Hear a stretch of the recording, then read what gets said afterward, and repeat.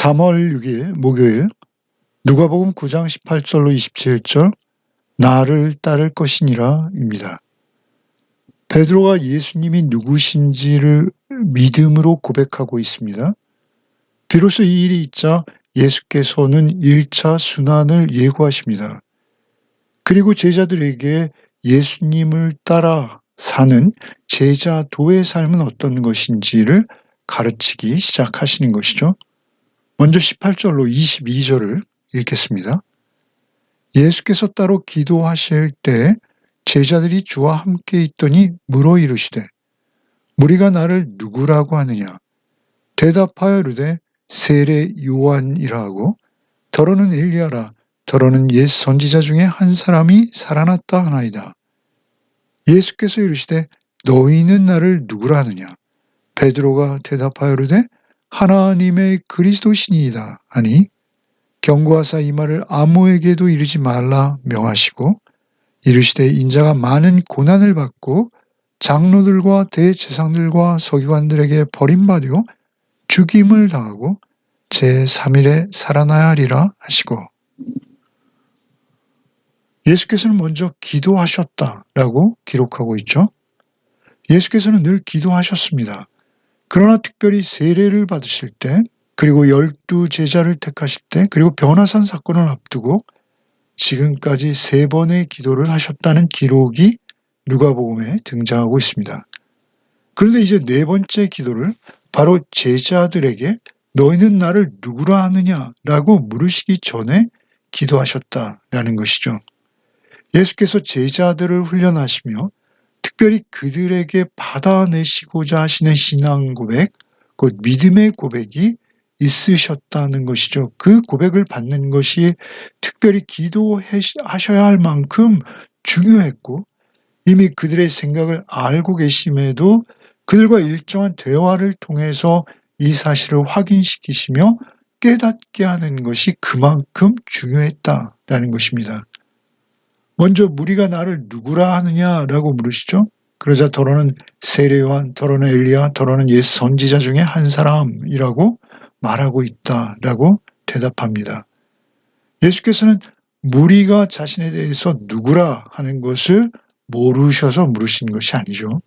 그들, 곧 무리들은 나를 그렇게 이야기하고 있지만 그렇다면 지금까지 나와 함께 먹고 자며 생활해온 너희는 나를 누구라고 알게 되었는지 묻고자 하시는 것입니다.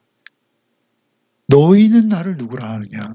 그러자 제자들의 대표격인 베드로가 제자들을 대신해서 대답하는 것이죠. 하나님의 그리스도시니다. 그들은 가장 가까이에서 예수님의 일거수일투족 말씀하시는 모든 것, 행하시는 모든 것을 지금까지 보아왔죠. 결과 그들의 고백은 우리가 지금까지 보았던 당신의 정체는 하나님의 기름 부음 받은 바로 그 구약에 예언된 메시아 그리스도가 분명하십니다. 라고 고백하고 있는 것입니다. 예수께서 하신 일들은 하나님의 사역을 수행하는 것이었습니다. 그러나 또한 동시에 제자들에게 자신이 누구이신가를 알게 하는 훈련이라는 점에서 굉장히 중요했습니다. 예수님은 구약에 예언된 구원주로서 하나님의 본체이시지만 또한 완전한 인간이시기도 한 것을 제자들의 고백을 통해서 받아내신 것이죠. 예수님의 정체를 가장 가까이에서 보아왔던 저들이 분명하게 예수님이 누구신지를 본대로 고백하고 있습니다. 사실 이 고백은 오늘날 예수 믿는 우리 모두의 고백이 되어야 하는 것이죠. 이 고백을 받으시고 주님께서는 이제 장로들과 대제사장과 서기관들에게 고난을 받아 버림받아 죽임을 당하시고 3일 만에 다시 살아나실 것이다 라고 말씀을 하시죠. 누가복음에서의 첫 번째 순환 예고입니다. 그리고 이 말을 아무에게도 하지 말라고 당부하시죠. 많은 유대인들은 자신들의 메시아, 곧 구원주는 자신들을 이방의 오랜 억압과 수탈에서 구원해내는 민족적이고 또 정치적인 메시아가 될 것이다 라고 믿고 있었습니다. 만일 예수께서 메시아라는 소문이 퍼져나가면 저들은 예수님을 붙들어 자신들의 민족 해방 운동의 지도자로 세우려고 할 것입니다. 많은 오해와 아직 남아있는 예수님의 사역에 불필요한 방해를 불러올 수 있다라는 것이죠. 예수께서는 유대 민족뿐만이 아니라 온 인류의 구원을 위해서 오셨다라는 것이죠. 또한 그 구원의 방법은 우리를 죄와 죽음의 저주에서 구원해 내시는 것입니다. 많은 고난과 배척을 받으시며 결국 죽음을 당하심으로 대속을 이루셔서 구원을 완성하시는 것이죠. 인류의 죄를 대신할 희생 제물로 드려지시는 것입니다.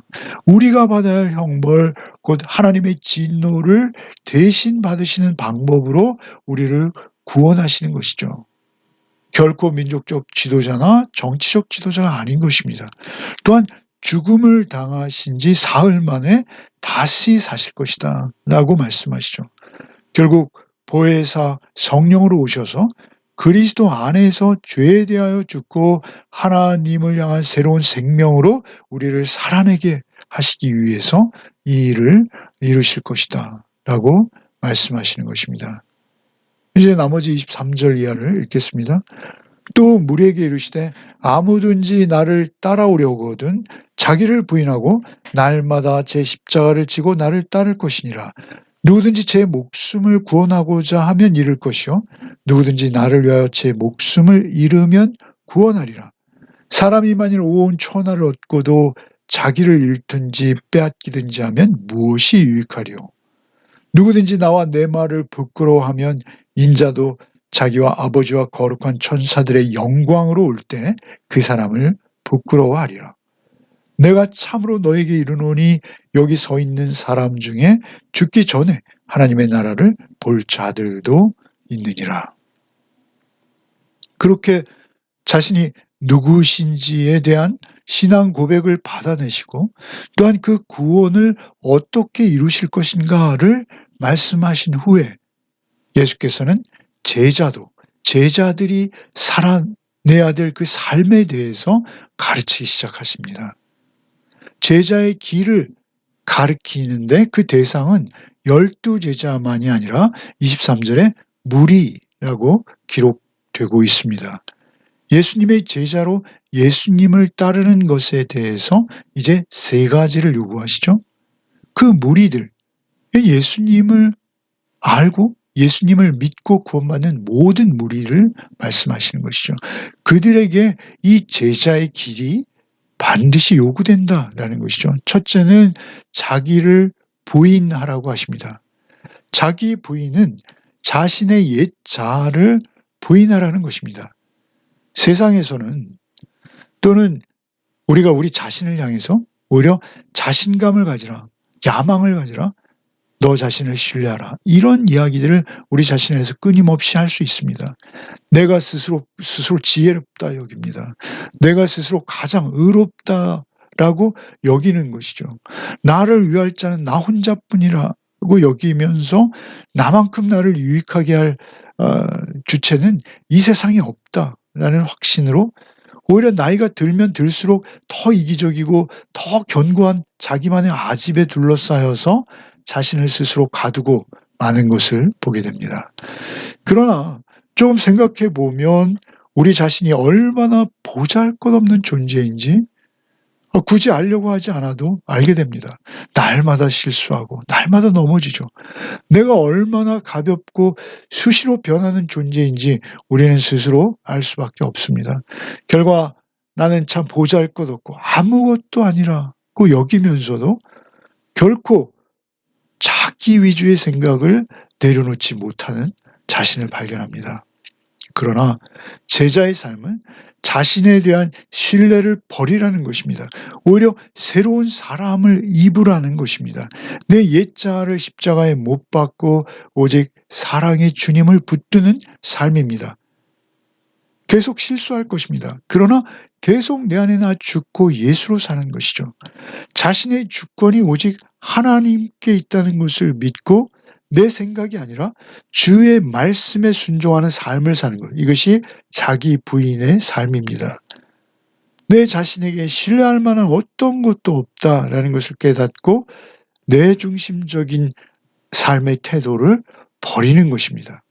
오히려 주님의 말씀 앞에 나를 날마다 세우고 그 말씀에 의존하여 말씀으로 나를 쳐서 그 말씀에 복종하게 하는, 말씀에 나를 묶어버리는 삶입니다.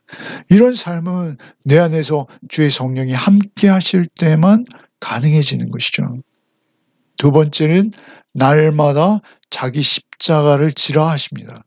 당시 로마에서 사형 언도를 받은 자가 십자가에 그 세로대가 있고 가로대가 있는데요. 그 가로대를 지고 처형장으로 끌려가는 일은 흔하지는 않지만 가끔은 볼 수 있었다고 합니다. 그런데 그 예수님의 제자는 날마다 이렇게 자기의 십자가를 지고 예수님을 따르라 하십니다. 이 말씀 역시 나의 정욕과 탐심은 십자가에 못 박고 오직 내 안에 계신 그리스도를 따라 살라는 것입니다. 그의 자신의 옛자를 죽이는 삶, 그것이 십자가를 지고 주를 따르는 삶입니다. 그것이 생명을 구원하는 길이라 하시는 것이죠. 온 천하를 얻고도 자기의 생명을 잃으면 무엇이 유익하겠느냐 하십니다. 주님의 말씀을 쫓아 살 때만 진정한 생명의 삶, 영원한 삶을 살 수 있다는 것이죠. 무엇이 진정 최고의 가치로운 삶인지를 분명히 알라는 것입니다. 너의 의지대로 살면 안 되고 주의 십자가를 지고 주를 따르는 삶을 살 때 영원히 가치로운 삶, 보배로운 삶, 섬김과 사랑의 삶, 새로운 삶을 살아낼 수 있게 될 것이다 라는 것이죠. 세 번째도 역시 주님을 따르는 것입니다. 이런 자기 부정과 십자가를 지는 삶을 지속성 있게 계속 쫓으라는 것이 세 번째 마지막 부탁인 것입니다. 주님과 함께 이토록 복된 삶을 사는 것만이 생명의 삶이라는 것입니다. 그리스도인들만이라도 이런 삶을 산다면 우리가 사는 세상은 확실히 변화될 것이 분명하죠. 주님의 말씀을 부끄러워하는 자는 주께서 다시 오실 그날에 주께서도 그를 부끄러워하실 것이다 라고 선언하십니다. 또한 그 무리들 가운데 죽기 전에 하나님의 나라를 볼 자들도 있을 것이다 말씀하시죠. 주님께서 보여주신 삶을 쫓아서 제자도의 삶을 살 때 그곳에 성령께서 임하시는 것이죠. 아니요. 그런 제자도의 삶을 사는 자들에게는 성령이 임하시지 않고는 그런 삶을 살 수 없죠. 결국 그 제자들이 살아가는 그 삶의 자리가 하나님의 나라가 될 것입니다. 하나님의 나라가 실현되는 것이죠. 그래서 하나님의 나라를 볼 자도 있다라는 것이죠.